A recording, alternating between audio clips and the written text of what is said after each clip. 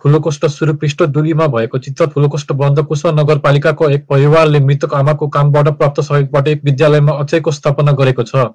सामाजिक कार्यको लागि आमाको उत्कट इच्छाको स्मरण गर्न र उनको 13औं जन्मदिन मनाउन मृतकका परिवारका सदस्यहरूले को स्थापना गरेका छन्। उनका छोरा विनोद पुरीका अनुसार अक्षय कोषमा 1,51,315 रुपैयाँ दान दिइएको थियो। देवेन्द्र कुमारी पुरी र कोरुराज पुरीले जसले पहिले यसलाई आफ्नी आमाको नाममा स्थापना गरेका थिए। परिवारले भने कि पैसा जीवन समर्थनको माध्यमको रूपमा स्कुल स्थापना गर्न प्रयोग गरिनेछ। विद्यालयका प्रधानाध्यापक खकराज पुरीका अनुसार आर्थिक रूपमा कमजोर, शैक्षिक रूपमा प्रतिभाशाली र गरिब विद्यार्थीहरूलाई छात्रवृत्ति र शैक्षिक उपकरण दिइनेछ। विद्यालयको सल्लाहकार बोर्डका अध्यक्ष राम नेपालीले भने अनुसार समाजको सहयोगमा शिक्षाको गुणस्तरमा निकै सुधार हुनेछ। छलफल र परामर्शको माध्यमबाट दिगो मानव व्यवस्थापन प्राप्ति सुदूरपश्चिम प्रदेशका मुख्यमन्त्री कमल बहादुर शाहले सरकारवालाहरूसँग छलफल र परामर्शको माध्यमबाट दिगो मानव व्यवस्थापन सम्बोधन गरिने बताएका छन्।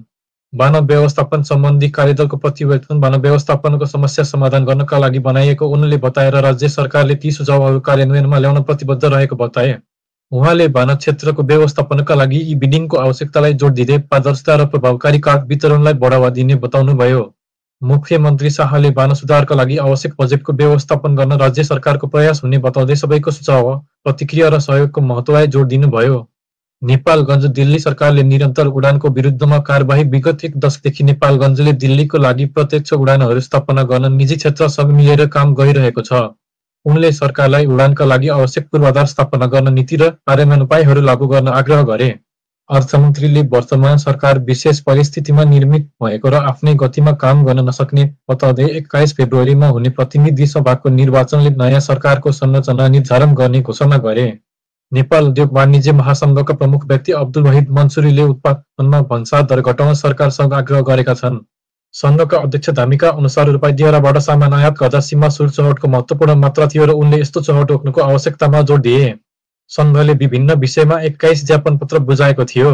नागरदुनिया नौबिसे सडक बन्द हुने क्रम हरेक दिन 5 घण्टासम्म रहनेछ। सडक निर्माणको गति सुस्त भएका कारण काठमाडौँ सडकको नागरहुँडा नौबिसेदेखि मलेखुसम्मको खण्ड आंशिक रूपमा बन्द गरिएको छ।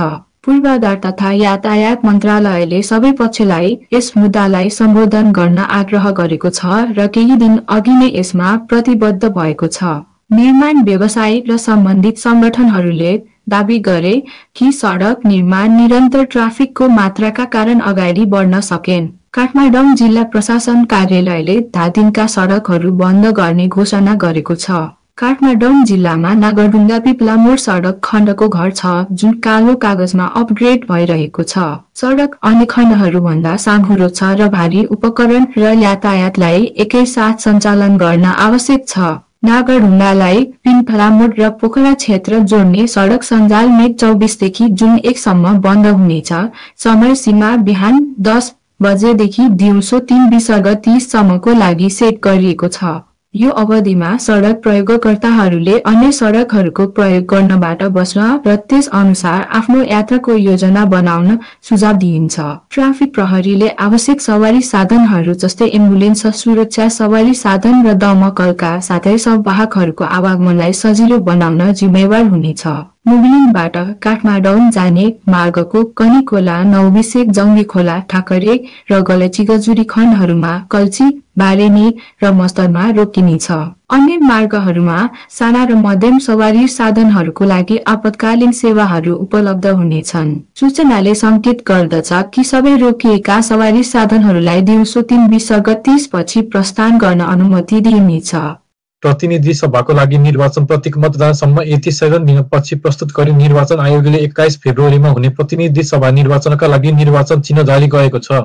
निर्वाचन अघि 120 राजनीतिक दलले आयोगमा आवेदन दिएका थिए। आयोगले वनन्दिजन चरण निर्वाचन प्रतीकहरू जारी गरेको छ।